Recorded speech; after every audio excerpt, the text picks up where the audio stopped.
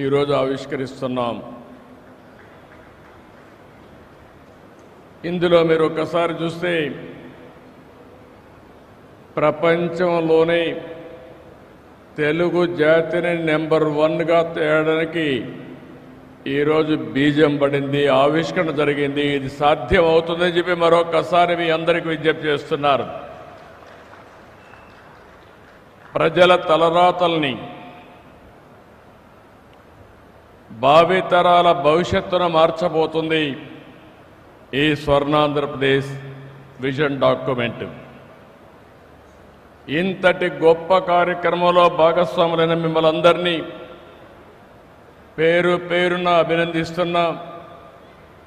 మిమ్మల్నే కాకుండా రాష్ట్రంలో, దేశంలో, విదేశాల్లో ఉన్న తెలుగు వారందరినీ మరొక్కసారి మనస్ఫూర్తిగా అభినందనలు, ధన్యవాదాలు.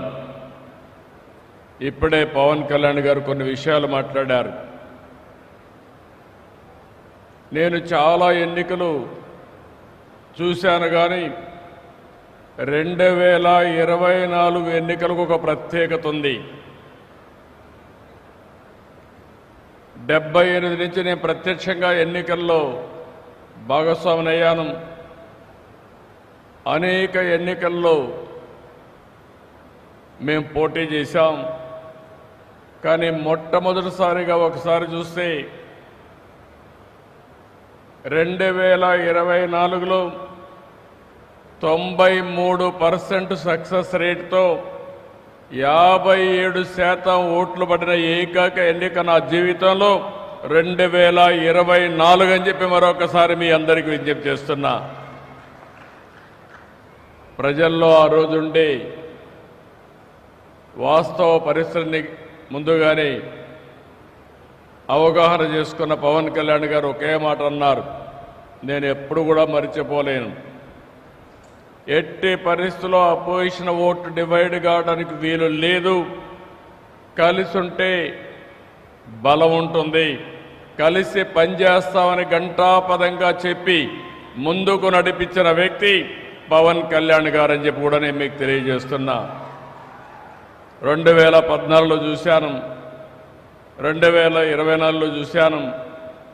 2 సార్లు కూడా నాకేమొస్తుందని కాకుండా రాష్ట్రానికి ఏ మేలు జరుగుతుందని ఆలోచించి పూర్తిగా సహకరించారు. అలాంటి ఒక మంచి మిత్రుడు చాలా సంతోషదాయకం అని చెప్పి కూడా నేను మీకు తెలియజేస్తున్నాను.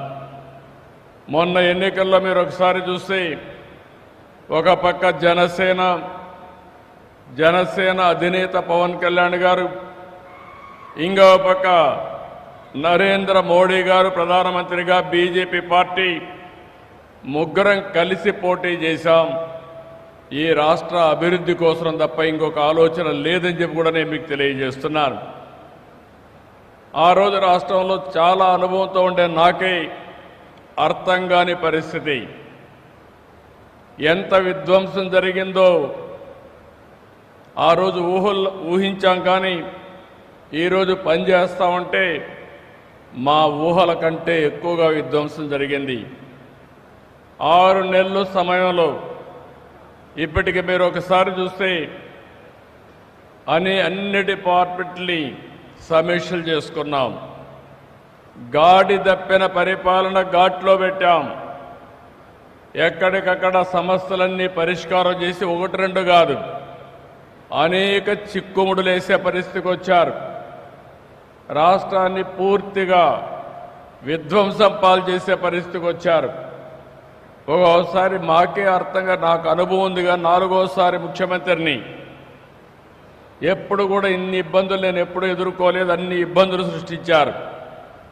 అన్ని ఇబ్బందుల్ని ఎదుర్కొని నిన్న మీరు చూస్తే మొన్న కలెక్టర్స్ కాన్ఫరెన్స్ పెట్టుకున్నాం.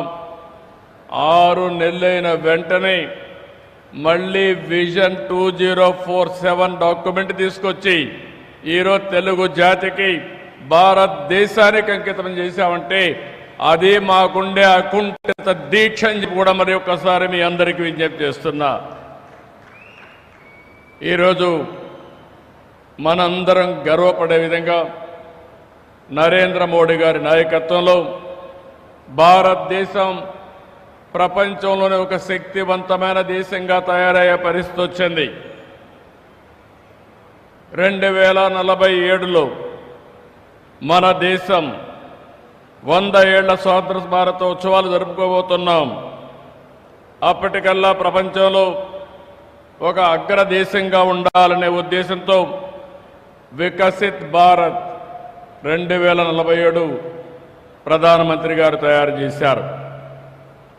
అయితే కేంద్రంలో ఎన్డీఏ ప్రభుత్వం వికసిత్ భారత్ 2047 పేరుతో లక్ష్యాలు నిర్దేశించుకొని ముందుకు పోతున్నారు. అందులో భాగంగానే మనం ఈరోజు స్వర్ణ ఆంధ్రప్రదేశ్ విజన్ డాక్యుమెంట్ తయారు చేశాం.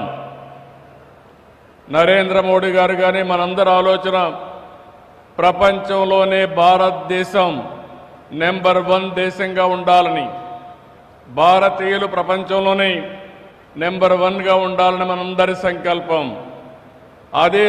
అదే సమయంలో నేను కానీ పవన్ కళ్యాణ్ గారు కానీ వేదిక పైన కూర్చున్న మా ఆలోచన తెలుగు జాతి ప్రపంచంలోనే నెంబర్ 1గా ఉండాలనేది మా సంకల్పం.